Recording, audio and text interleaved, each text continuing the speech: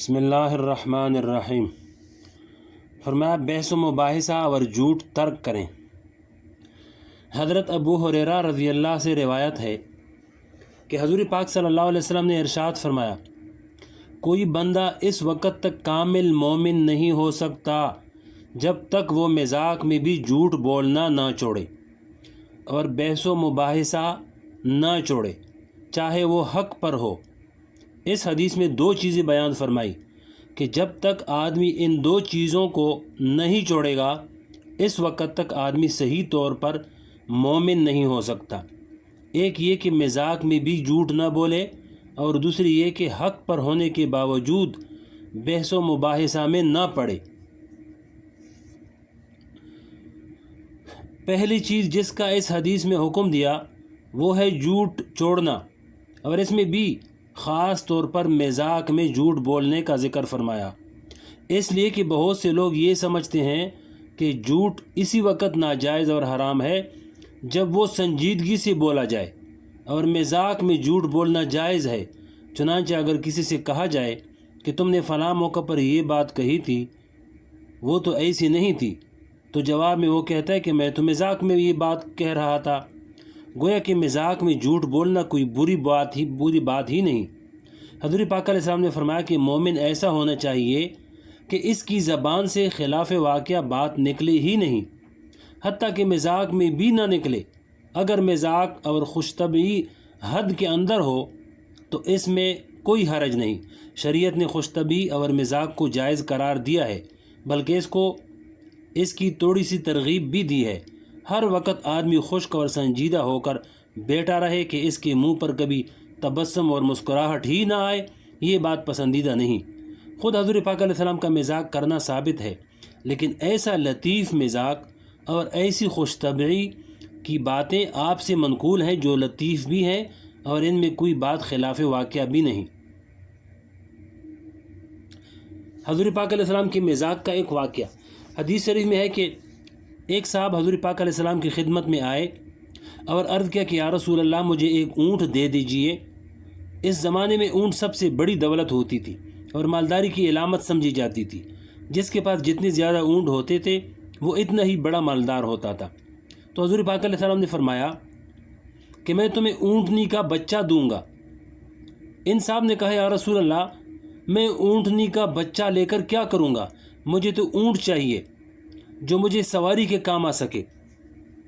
آپ نے فرمایا کہ ارے جو بھی اونٹ ہوگا وہ بھی تو اونٹنی کا بچہ ہی ہوگا، یعنی ہر اونٹ کا بچہ ہی تو ہوتا ہے۔ دیکھیے آپ صلی اللہ علیہ وسلم نے مزاح فرمایا، خوش طبعی کی بات فرمائی، لیکن حق بات کہی، کوئی جھوٹ اور خلاف واقعہ بات نہیں کی۔ ایک اور حدیث میں ہے کہ ایک خاتون حضور پاک صلی اللہ علیہ وسلم کی خدمت میں آئی اور عرض کیا کہ یا رسول اللہ میرے لیے دعا فرمائے کہ اللہ تعالیٰ مجھے جنت میں داخل فرما دے۔ آپ نے فرمایا کہ بوڑھی جنت میں نہیں جائے گی، وہ عورت بوڑھی تھی۔ جب آپ نے دیکھا کہ وہ پریشان ہو رہی ہیں تو آپ صلی اللہ علیہ وسلم نے فرمایا کہ میرا مطلب یہ ہے کہ کوئی خاتون بڑھاپی کی حالت میں جنت میں نہیں جائے گی بلکہ جوان ہو کر جائے گی۔ دیکھیے آپ صلی اللہ علیہ وسلم نے مذاق بھی فرمایا اور خوش طبعی کی بات بھی کی، لیکن اس میں کوئی جھوٹ اور غلط بیانی کا پہلو نہیں تھا۔ یہ مذاق کرنا بھی حضور پاک علیہ السلام کی سنت ہے، لہذا جب کوئی شخص اتباع سنت کی نیت سے مذاق کرے گا تو انشاءاللہ اس پر ثواب کی بھی امید ہے۔ ہمارے جتنے بزرگ گزرے ہیں ان سب کا حال یہ تھا کہ ان میں سے کوئی بھی خشک نہیں تھا، ایسا خشک کہ بت بنے بیٹھے ہیں اور زبان پر خوش طبعی کی بات ہی نہیں آتی، بلکہ یہ حضرات اپنے ساتھیوں سے خوش طبعی کی اور دل لگی کی باتیں بھی کیا کرتے تھے، اور بعض بزرگ تو اس بارے میں مشہور تھے، لیکن اس خوش طبعی اور مذاق میں جھوٹ نہیں ہوتا تھا۔ اور جب اللہ تعالیٰ کسی پر اپنا فضل فرماتے ہیں تو اس کی زبان اس طرح کر دیتے ہیں کہ اس زبان پر کبھی جھوٹ کی کوئی بات آتی ہی نہیں، نہ مذاق میں اور نہ ہی سنجیدگی میں۔ حضرت حافظ ضامن شہید اور دل لگی تانابون کے اکتاب ثلاثہ مشہور ہیں، یعنی 3 کتب اکتاب ثلاثہ، یہ مشہور ہیں۔ ان میں سے ایک حضرت حافظ ضامن شہید رحمۃ اللہ علیہ تھے، بڑے درجہ کے ولی اللہ تھے۔ ان کے بارے میں بعض بزرگوں کا یہ مکاشفہ ہے کہ 1857 میں انگریزوں کے خلاف جو جہاد ہوا تھا وہ اسی دلہا کی بارات سجانے کے لیے اللہ تعالیٰ نے مقدر کیا تھا، لیکن ان کا یہ حال تھا کہ اگر کوئی ان کی مجلس میں جا کر بیٹھتا تو دیکھتا کہ وہاں تو ہنسی مذاق اور دل لگی ہو رہی ہے۔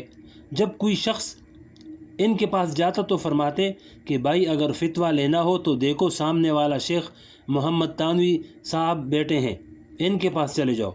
اگر ذکر و اذکار سیکھنا ہو اور بیت ہونا ہو تو حضرت حاجی امداد اللہ صاحب مہاجر مکی رحمۃ اللہ علیہ تشریف فرما ہیں، ان سے جا کر تعلق قائم کر لو۔ اور حقہ پینا ہو تو یاروں کے پاس آ جاؤ۔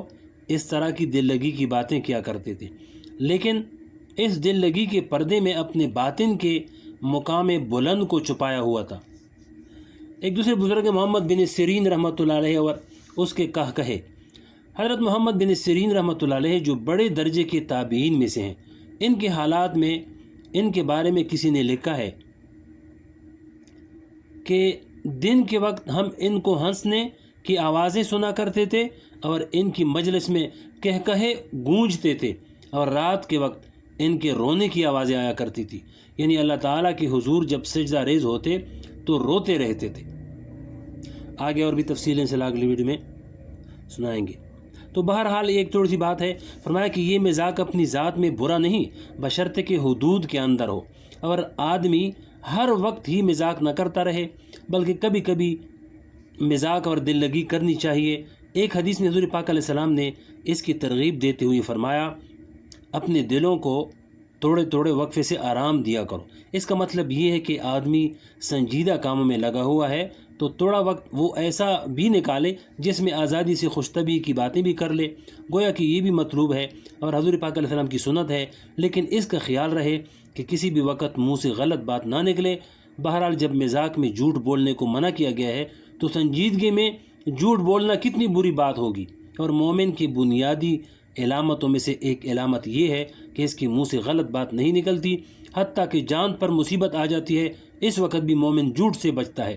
حالانکہ شریعت نے اس کی اجازت دی ہے کہ جان بچانے کی خاطر اگر کوئی شخص جھوٹ بولے تو اس کی اجازت ہے، لیکن جو اللہ کے نیک بندے ہوتے ہیں اس وقت بھی ان کی منہ پر صریح جھوٹ جاری نہیں ہوتا۔